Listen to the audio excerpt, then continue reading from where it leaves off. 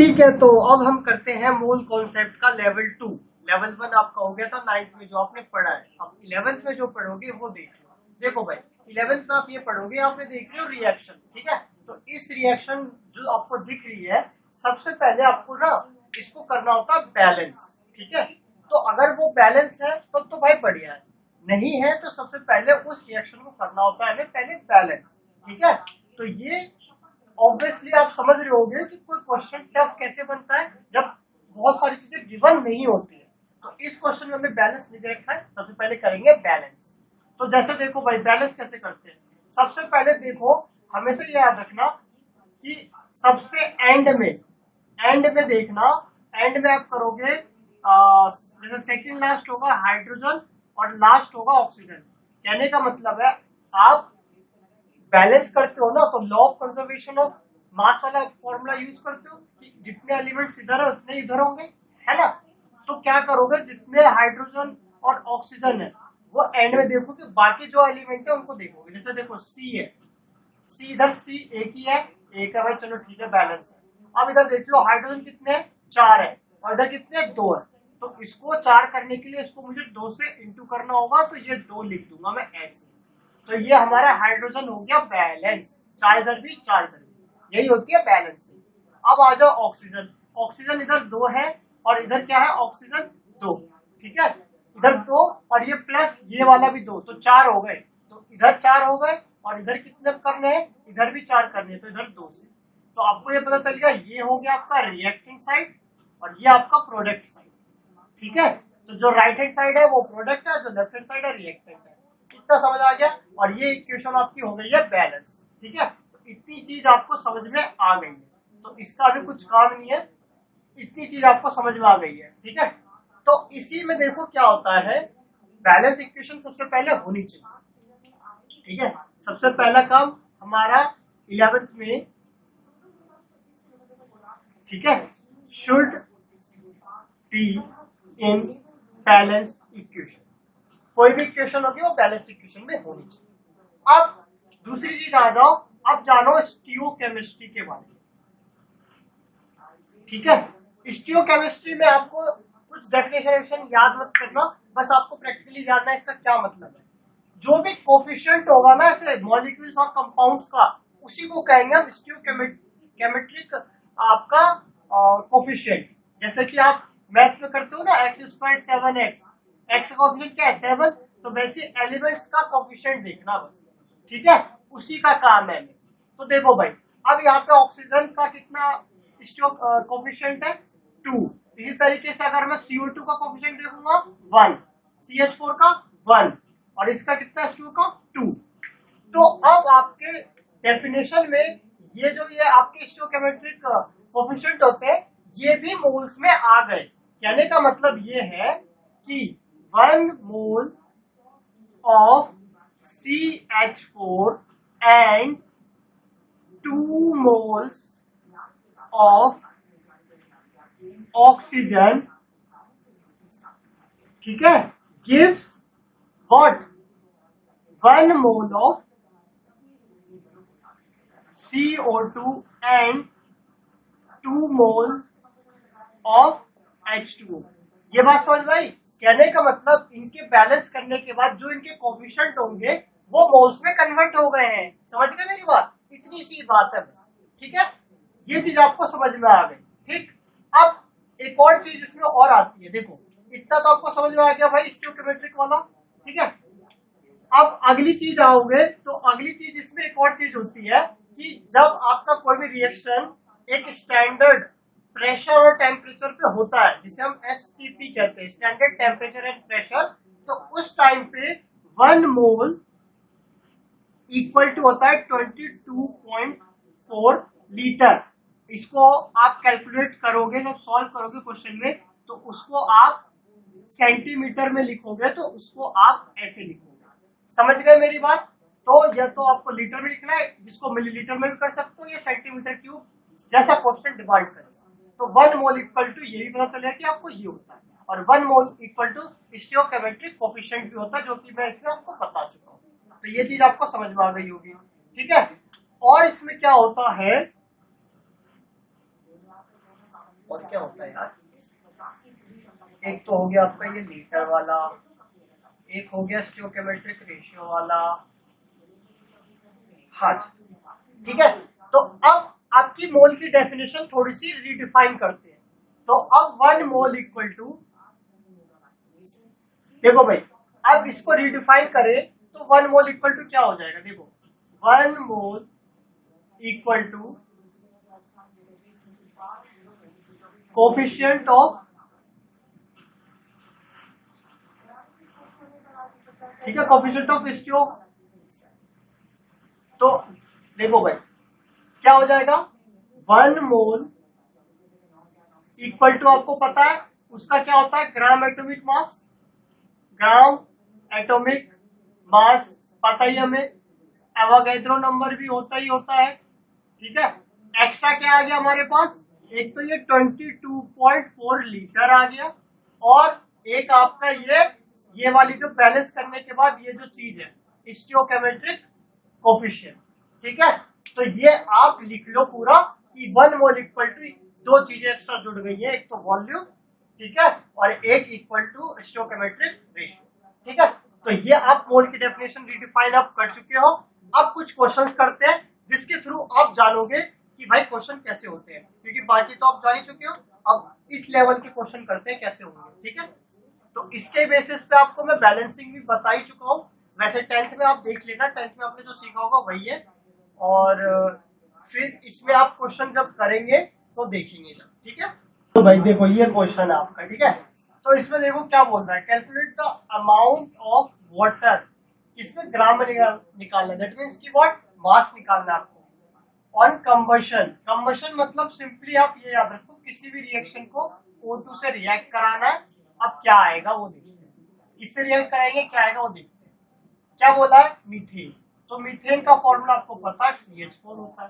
अब कोई भी कार्बन का कंपाउंड है, कार्बन मतलब हाइड्रोकार्बन C और H वाले, और वो कंबशन होता है, तो आपका CO2 और H2O निकलता है, जो कि अभी आपको मैंने रिएक्शन में दिखाया, ठीक है। अभी आपने इसको बैलेंस भी करा है, तो यहाँ 2 आ जाएगा और यहाँ पे 2 आ जाएगा, कोई दिक्कत नहीं है, ठीक है। हमने इसको कर दिया है बैलेंस, ठीक है। अब पूछा क्या गया है उसके अकॉर्डिंग देखते हैं। आपको पूछा गया है किसका मास निकालना है, क्योंकि आपको ग्राम से पता चल गया है, ठीक है, समझ गए मेरी बात। अब यहाँ पे produce by the combustion of 16 gram of what, methane बोला हुआ है, ठीक है, 16 ग्राम ऑफ मीथेन, इधर है मीथेन आपका, और दूसरी साइड आपका किसका पूछा है, वाटर का पूछा है, ठीक है। तो आपको सिंपली जिसका जिसका पूछा जाए ना उसी के मोल्स को इक्वल कर देना होता है। कैसे करोगे, जैसे देखो यहाँ पे क्या लिखोगे, 1 मोल ऑफ मीथेन कितना हो जाएगा, 16 ग्राम। आपको पता है इसके जो भी मॉलिक्यूलर मास होगा उसके इक्वल, कार्बन का 12 होता है, हाइड्रोजन का 1 into 4, तो आपको पता ही है 12 + 1 into 4 that is called 16 gram, ठीक है। ये आपका आ गया 1 mole of methane equal to इतना, ठीक है। अब यहाँ पर 1 मोल ऑफ मीथेन रिएक्ट हुआ ऑक्सीजन से, उसका अभी हमें लेना देना नहीं है क्योंकि हमें गिवन नहीं है, ठीक है। तो ऑटोमेटिकली इसको इक्वेशन कैसे लिख सकते हैं, 1 mole react with 2 mole of oxygen gives 1 mole of CO2 and 2 moles of H2O। मगर हम सीधा सीधा लिखेंगे 1 mole of methane equal to 16 gram, ये हमने लिख दिया पहले, ठीक है, कोई दिक्कत नहीं। अब लिखो 1 mole of CH4 react and give, react with, लिख दो यहाँ पर react with oxygen and give what, 2 moles of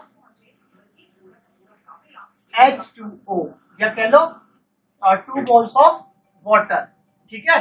इतनी चीज आपको समझ में आ गई होगी, ठीक। तो सिंपली इस इक्वेशन से आपको इतना समझ में आ गया होगा कि आपको जिसका मास आपको गिवन है आपको इतना ही, सही तो क्या कर रहे हो, थोड़ा फेस आ रहा था कट के, अरे रहने दो कोई बात। आप इसको और इसको इधर का पूरा कटना नहीं चाहिए। हाँ बोर्ड पूरा आ रहा है, पूरा आ रहा है ना। हाँ। तो इसमें आपको इतना समझ में आ गया है कि जिसका आपको मास और वो जो भी गिवन होगा उसी को लेना है। तो आपको यहाँ पे लिखोगे 1 mole of CH4 equal to 2 mole of H2O। ठीक है, आपको पता है, देखो 1 मोल ऑफ H2O कितना होता है, इतना याद रखना है, सिंपल। 1 मोल ऑफ H2O कितना होता है, 1 मोल ऑफ H2O कितना होता है बताओ, 18 ही होगा। ठीक है, क्योंकि ये होता है आपका 2 प्लस और ये 16। ठीक है, तो आप यहाँ लिख लोगे 18, ये आ गया 36 ग्राम। तो आपको ये समझ में आ गया कि 1 mole of CH4 gives what, 36 gram of H2O। इतना आपको समझ में आ गया कि 1 mole of CH4 gives what, 36 gram of H2O। तो आपको यही निकालना था, क्या निकालना था कि calculate the amount of water produced by the combustion of 16 gram of methane.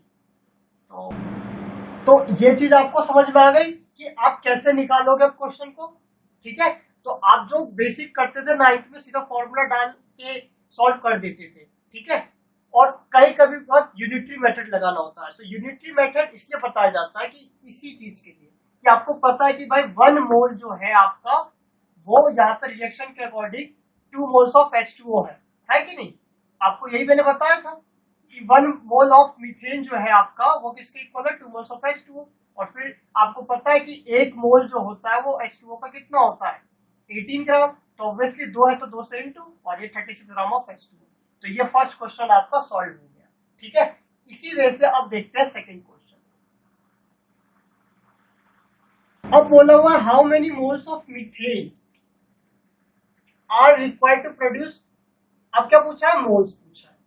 22 gram of CO2 after combustion, same reaction है। ठीक है, सेम रिएक्शन है। अब की बार हमें मोल्स पूछा है और 22 ग्राम ऑफ क्या है, CO2 है।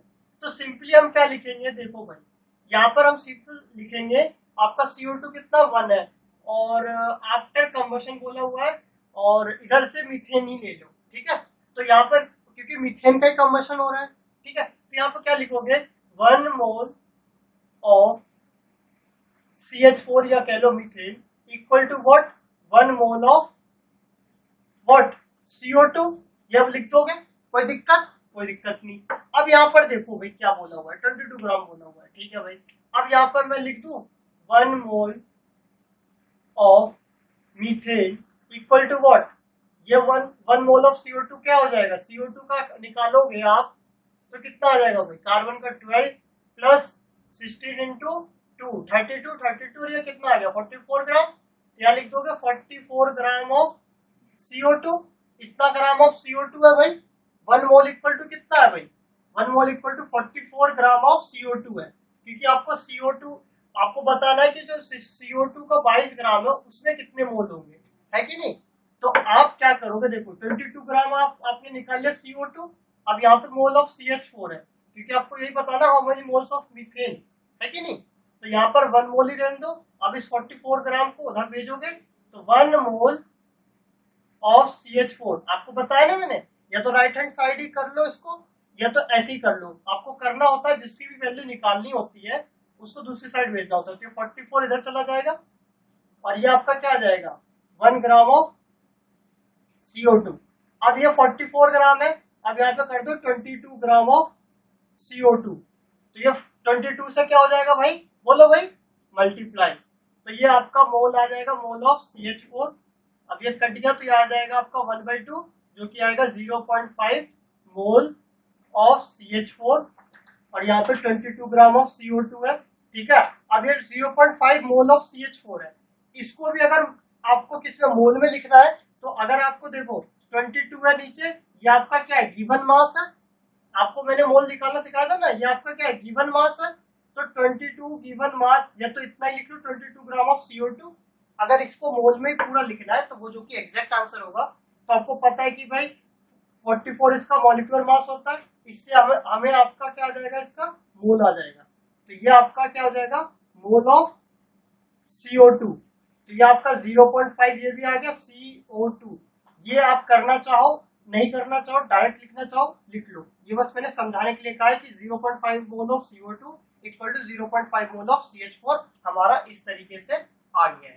ये चीज आप समझ गए होंगे, ठीक है। तो यही चीज है, ठीक है। तो ये आप क्वेश्चन समझ गए होंगे। अगले क्वेश्चन पे चलो, ठीक है। तो देखो भाई, आपका जो लिमिटिंग रिएजेंट वाला कॉन्सेप्ट है, ये आपका लिमिटिंग रिएजेंट वाला कॉन्सेप्ट में ये होता है कि आपका जो भी बैलेंस जब कर लेते हो इक्वेशन को, ठीक है, जैसे इसी का मैं करूं, आपका ये N2 प्लस H2, ठीक है, ये irreversible reaction, sorry reversible reaction होती है, ठीक है, NH3 हो गया। आप इसको बैलेंस करोगे तो देख रहे हो यहाँ पर ये है, तो यहाँ पर 2 करा आपने, तो ये कितने हो गए 3, ठीक है।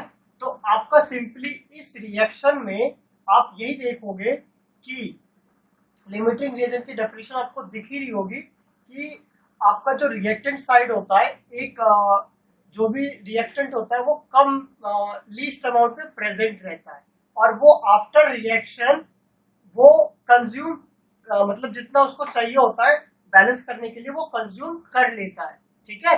तो इस जो भी लीस्ट अमाउंट में प्रेजेंट रहता है आफ्टर रिएक्शन वो जितना भी रिएक्शन करने के लिए चाहिए होता है वो बैलेंस करने के बाद कंज्यूम कर लेता है, तो that reactant is called limiting reagent, ठीक है। तो आपको डेफिनेशन से समझ आ गया होगा। अब देखो डायरेक्ट ऐसे समझ नहीं आता, क्वेश्चन से प्रैक्टिकल समझ में आता है केमिस्ट्री में, ठीक है।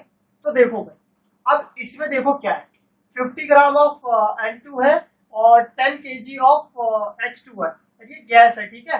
अगर पिछले क्वेश्चन में भी होगा तो वो गैस समझ लेना, क्योंकि ग्राम में तो ऑब्वियसली देते ही है, ठीक है। तो ये गैस है, वैसे आपको पता ही होगा लिक्विड के लिए L और सॉलिड के लिए ऐसे ऐसे करते हैं, ठीक है।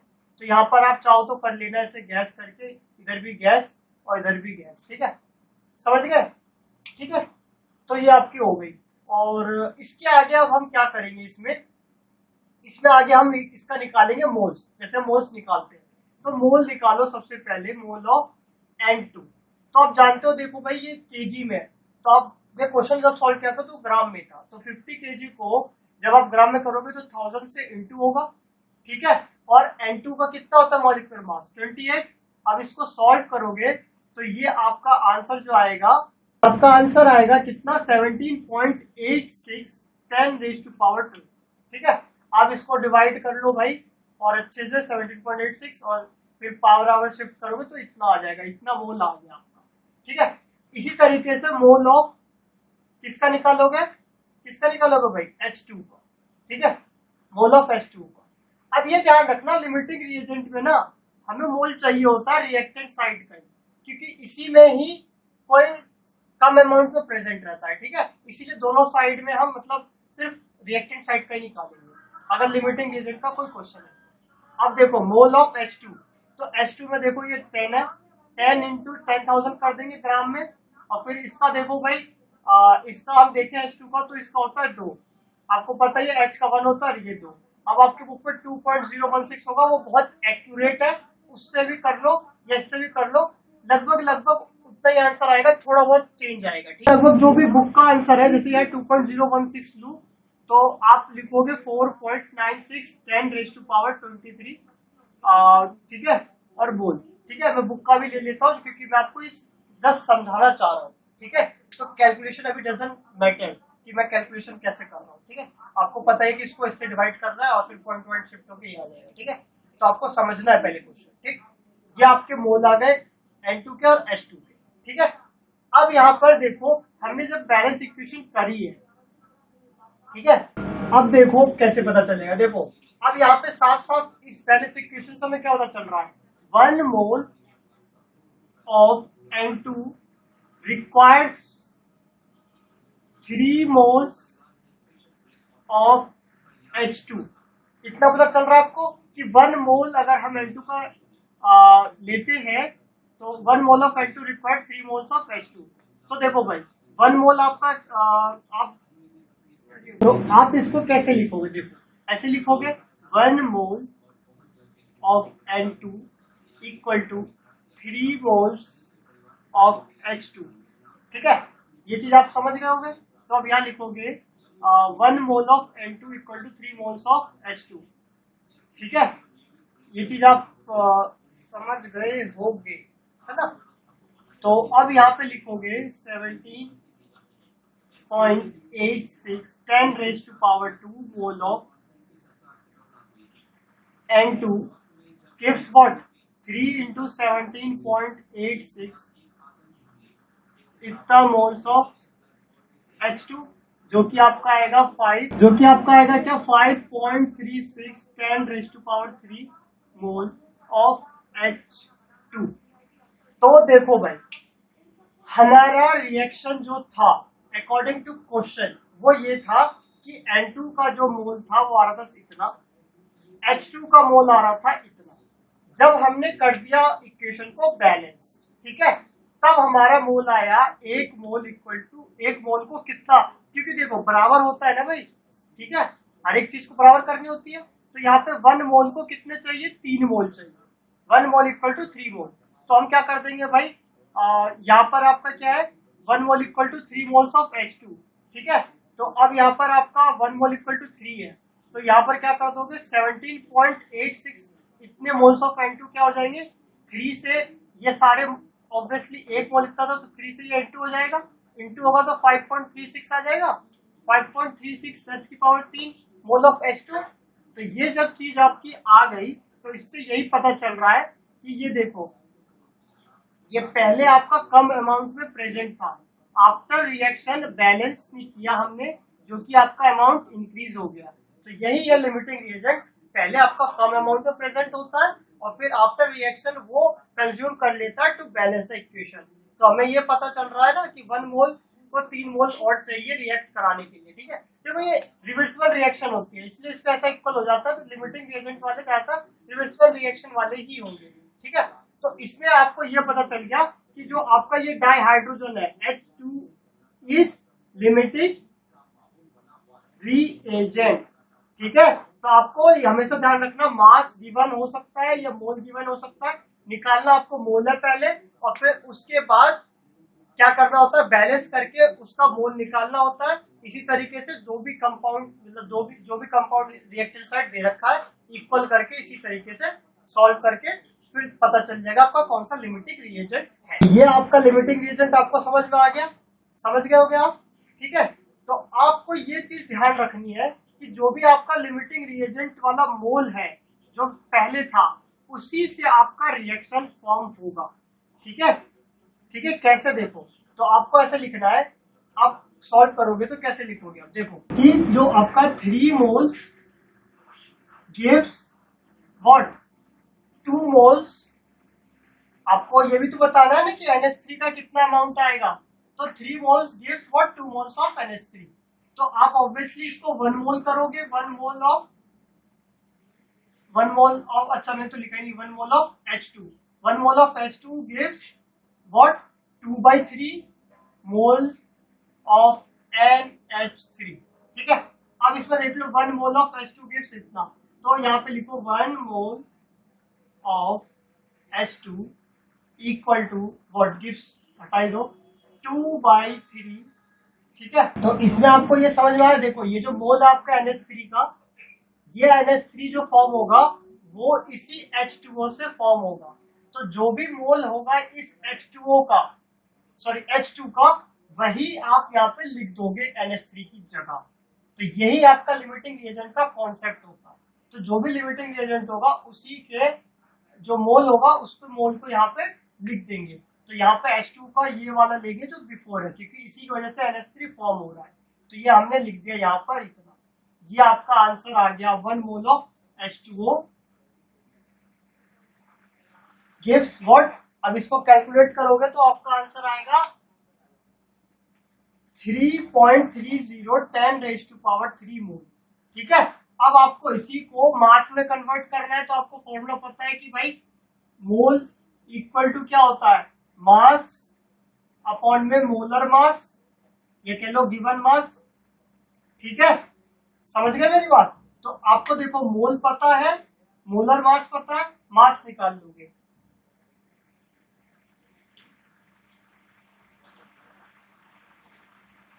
ठीक है। आपको पहले मोल निकाल लिया। अब देखो भाई मोल आपको पता है 3.30 है, 10⁻³ है। मोलर मास आप किसका लोगे NH3 का, ठीक है, क्योंकि मास निकालना है NH3 का ना, तो NH3 का होता है कितना 17, क्योंकि N का कितना होता है सॉरी 14 होता है और H का कितना होता है 1 × 3, तो 17 हो गया, इक्वल टू क्या हो जाएगा मास। अब इसको मल्टीप्लाई करोगे तो ये आपका आएगा कितना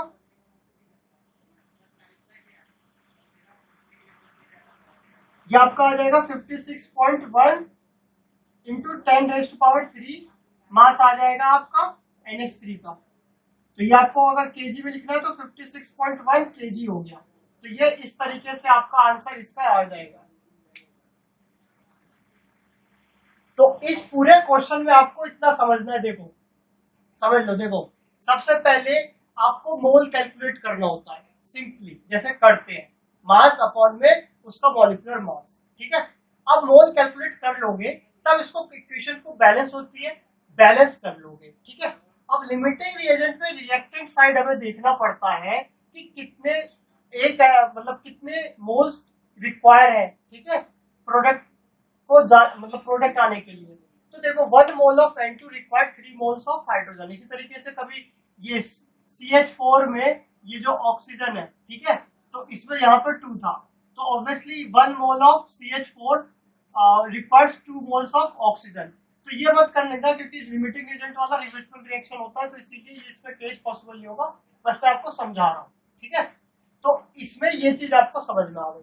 तो इससे देखो ये पता चला कि हमारा जो ये आपका 1 मोल ऑफ नाइट्रोजन है वो आपका कितना आया 5.36। तो हमें आपको लिमिटिंग रिएजेंट का कॉन्सेप्ट समझ में आ गया कि भाई पहले कम था, आफ्टर रिएक्शन वो अमाउंट इंक्रीज हो गया।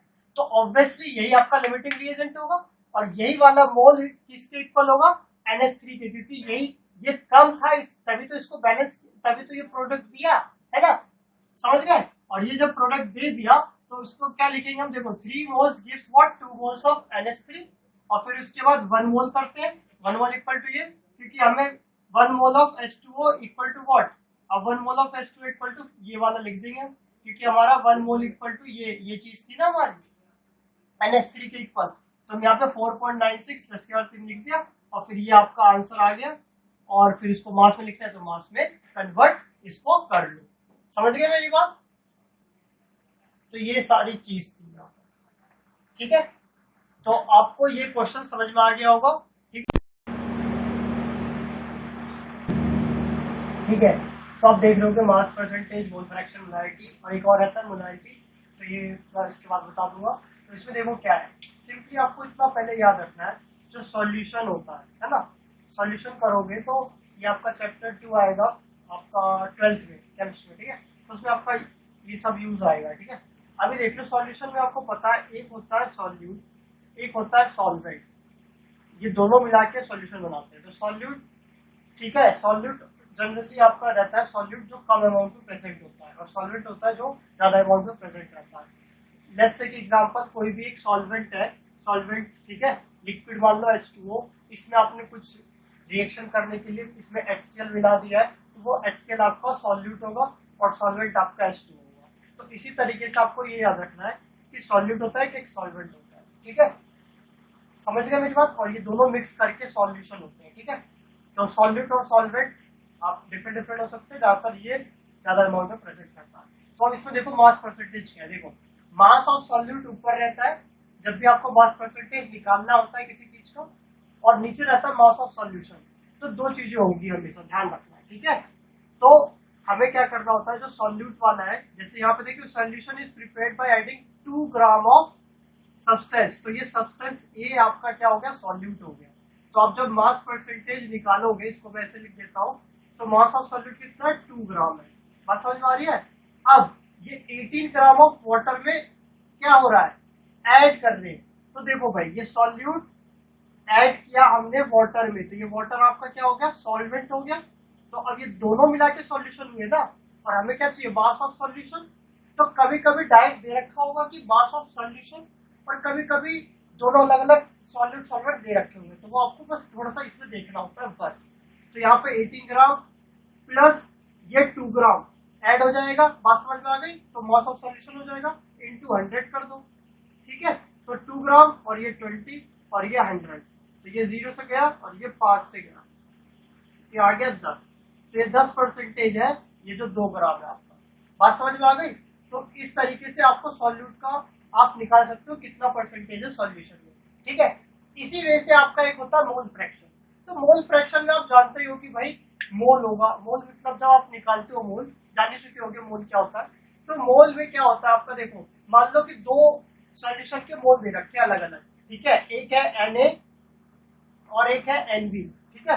तो मोल फ्रैक्शन निकालोगे तो जिसका निकालना होगा उसे ऊपर रख दोगे और नीचे टोटल आ जाएगा, बस सिंपल सा लॉजिक यही है, ठीक है। मान लो कि मोल फ्रैक्शन दे रखा है एक का 4 और एक का दे रखा है, ये दे रखा है 5, मान लो कि 2, तो अब आपको मोल फ्रैक्शन निकालना है ए का, तो ऊपर रख दोगे 4 और नीचे 4 + 2 6 हो गया। अब इसको काटा पीटी करो तो ये पॉइंट में आप आंसर ला दो 0.66। बात समझ में आ गई? इस तरीके से मोल फ्रैक्शन ऑफ बी निकालना तो निकाल सकते हो, ये मैंने इजी बता दिया। अब टफ इसमें कैसे हो सकता है? टफ ऐसे हो सकता है आपको इसका मोल दे दे Na का, ठीक है, Nb का मोल ना देकर, ठीक है, सिर्फ मास गिवन दे दे, जैसे कि इसका दे दिया ये, और तो ये देखो कैसे सॉल्व करोगे, मोल फ्रैक्शन निकालना हो तो इसका पता है हमें, इसका पता है, इसका हमें सिर्फ क्या पता है, मास दे रखा है, तो मास दे रखा है किसका, मान लो कि मास दे रखा है 4 ग्राम का, ठीक है। Nb में हमें ये दे रखा है मास ऑफ, ठीक है, ऑक्सीजन ही दे रखा है, मान लो आपका मास दे रखा है 14 ग्राम, तो यहाँ 14 लिखोगे, अपॉन में इसका कितना होता है O2 का 32, ठीक है। तो अब इसका यहाँ से पहले मोल निकल जाएगा और फिर इसके साथ प्लस होके फिर आएगा, तो बस इतनी चीज हो सकती है इसमें मोल फ्रैक्शन में, कभी ऊपर का कभी नीचे का, बस यही चीज हो सकती है, एक्स्ट्रा ज्यादा से ज्यादा, ठीक है। अब आओ तो भाई ये वाला हो गया, तो मोलैरिटी में आ जाओ। तो मोलैरिटी सिंपली ये होता है कि जो भी मोल्स प्रेजेंट होते हैं 1 लीटर सॉल्यूशन में, 1 लीटर सॉल्यूशन में जितने भी मोल प्रेजेंट होंगे that is called molarity. Simply ये बताता है कितना कॉन्सेंट्रेशन है सॉल्यूट का, ठीक है, तो कॉन्सेंट्रेशन जो बताता है वो मोलैरिटी ही बताता है, ठीक है। सॉल्यूशन का चैप्टर पढ़ोगे 12th में तो पता चलेगा। अब इसमें आ जाओ मोलैरिटी में, तो इसमें क्या होता है, नंबर ऑफ मोल्स आ जाता है सॉल्यूट का, और नीचे आ जाता है volume of solution in litre, तो जो भी अगर मिलीलीटर में सेंटीमीटर क्यूब है उसको लीटर में कन्वर्ट कर दोगे वॉल्यूम को, और इसको सॉल्व कर दोगे, ठीक है। तो अब मैं मोलैरिटी और मोलैरिटी बता देता हूँ फटाफट क्वेश्चन के साथ, ठीक है। ठीक है, तो आपको क्वेश्चन विजिबली हो रहा होगा, तो इसमें आपको मैं यही बताना चाह रहा हूँ, देखो आपको NaOH दे रखा है, ठीक है, इसका वेट कितना दे रखा है 4 ग्राम, है ना। आपको NaOH का निकालोगे तो कितना आएगा 23 प्लस ऑक्सीजन का होता है कितना 16 + 1, कितना आ गया आपका, ये 40 ग्राम आ गया इसका मॉलिक्यूलर मास, ये आपका क्या होता है मॉलिक्यूलर मास, है ना। अब इसका मोल निकाल लो, तो मोल क्या होगा 4/40, दैट इज क्या आ गया आपका 1/10, आपका आ गया मोल, या कह लो 0.1, कोई दिक्कत नहीं होगी, ये आपका मोल आ गया, ठीक है। अब आपको निकालना मोलैरिटी, तो मोलैरिटी, और एक चीज और इसमें गिवन है, क्या दे रखा है 250 ml लीटर ऑफ सॉल्यूशन, ठीक है। तो सॉल्यूशन क्या दे रखा है 250 मिलीलीटर, आपको पता है भाई लीटर में करना है, तो क्या करोगे इसको 250 को क्या करोगे 250 को 1000 से डिवाइड, तो ये कट गया और ये आ गया आपका 0. ये भी कट जाएगा, 2 आएंगे तो ये 0.25 आ जाएगा, ठीक है। ऐसे लगाना चाहो लगा लो, ये लीटर आ गया आपका, ये मिलीलीटर में था, ठीक। अब इसको सॉल्व करना है, मोलैरिटी का फॉर्मूला लगा दो भाई, मोलैरिटी इक्वल टू ये फॉर्मूला हो गया, अब मोल्स लिख दूं मैं ऊपर, कितना है 0.1 और ये कितना आएगा 0.250, अब ये पॉइंट हटाओगे तो ऊपर 1 2 3 आ गया, और इसका पॉइंट हटाओगे 1 आएगा, तो ये 2 0 तो इससे ही उड़ गए, अब ये 5 आया, ये 2 आया, अब इसको डिवाइड करोगे तो कितना आ जाएगा 0.4। अब मोलैरिटी की यूनिट होती है, आप देख लो m, तो ये आपको याद रखना है 0.4 m आ गया, इसका यूनिट है, मोलैरिटी इतनी आ गई, ठीक है। तो इसी तरीके से क्वेश्चन होंगे आपके मोलैरिटी के, ठीक है, समझ गए होंगे। अब मोलैरिटी हो गया, तो अब मोलैरिटी बता देता हूँ, ठीक है। तो भाई ये मोलैरिटी वाले क्वेश्चन में आपको दिख रहा होगा मास मोल गिवन है और आपको डेंसिटी गिवन है, ठीक है। तो आपको एक तरफ H2O गिवन है और एक NaCl है, ठीक है, ये आपका सॉल्वेंट है, ठीक है। आपको इसी का वेट जो है kg में चाहिए, मगर हमें डेंसिटी दे रखी है पहले, तो डेंसिटी का फॉर्मूला लगा लेते हैं भाई, इससे हमें मास और हमें क्या कहते हैं मास पता चल जाएगा, ठीक है। देखो डेंसिटी है 1.25, अब मास निकालोगे तो देखो वॉल्यूम को आपको लीटर मिलीलीटर से लीटर में करोगे तो वो आपका क्या होता है, 1 मिलीलीटर 1/1000, वो इधर आएगा तो आपका क्या हो जाएगा 1000 से मल्टीप्लाई, तो ये आपका आ गया 1250 ग्राम, ये आपका मास आ गया, किसका आ गया मास, ये पूरे सॉल्यूशन का आ गया, ठीक है। अब अगर हमें जो है गिवन नहीं दे रखा भाई, H2O का कैसे निकाले। अब आपको देखो ये आपका M जो मोल दे रखा है ना NaCl वाले का, तो आप देखो सबसे पहले फॉर्मूला जानते हो ना भाई, अरे यार फॉर्मूला जानते हो मोल का, तो मोल का क्या फॉर्मूला होता है, ऊपर होता है मास गिवन और नीचे क्या होता है मॉलिक्यूलर मास, यही होता है। तो देखो भाई मास गिवन आपका कितना है, नहीं दे रखा, वही मास आपको निकालना है। मोल आपका 3 दे रखा है और NaCl का कितना होगा बताओ, Na का 23 और इसका 35.5, ये आ गया 58.5। तो इसको मल्टीप्लाई करोगे, ये क्रॉस मल्टीप्लिकेशन हो जाएगा इससे, तो मास आपका इसका कितना हो जाएगा 175.5 ग्राम। बात समझ में आ गई, ये मास कैसे आया। अब ये मास जो है देखो क्या करोगे, आपको सॉल्वेंट का चाहिए होता, ये 1250 ग्राम किसका आया पूरा सॉल्यूशन का, तो आप यहाँ लिखोगे mass of water equal to mass of solution minus mass of NaCl, तो क्या हो जाएगा 1250 माइनस 175.5, तो आ गया आपका 1074, ठीक है 5 जो कह लो, तो ये आपका इतना आ गया, ठीक है इतना ही आएगा, हाँ ठीक है। अब इसमें देखो क्या है, ये ग्राम में आया आंसर, पॉइंट आपका कहाँ आ जाएगा, ये यहाँ पर आ जाएगा, हाँ यहाँ पे आ जाएगा, ठीक है। तो ये आपका क्या कहते हैं आ गया है आंसर। अब इसको केजी में करोगे तो 1 2 3 इधर शिफ्ट हो जाएगा, तो 1.0745 केजी में, बस अब आपका हो गया। अब आपको मोलैरिटी निकालना है, ये रहा फॉर्मूला, ऊपर 3 रखो, इसको रखो, ठीक है। अब इसको सॉल्व कर लो, इतनी सी बात है बस, ठीक है। ये आपका मोलैरिटी का कॉन्सेप्ट है, ठीक है। तो ऐसे क्वेश्चन में ऐसे गिवन होता है, ठीक है।